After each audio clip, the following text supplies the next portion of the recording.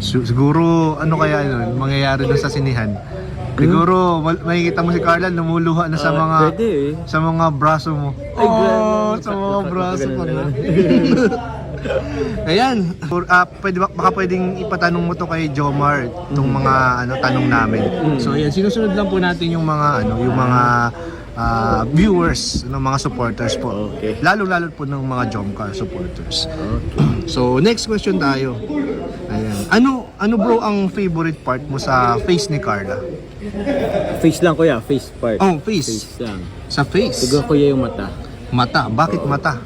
Kasi ano na siya nakadirekta na siyang tingin sa akin.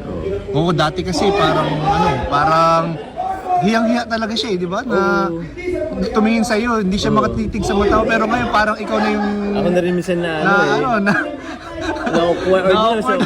Oo, parang ganoon kasi parang mas na siya, parang kumatitig siya sa'yo, parang mas siya, confident siya sa'yo eh, parang dinodominate niya. parang dominant. Parang dominant, no? Yun, nakuha mo yung tamang term. Grabe naman. So ayan po, ang favorite part po ni Jomar sa part ng face ni Carla ay yung mata.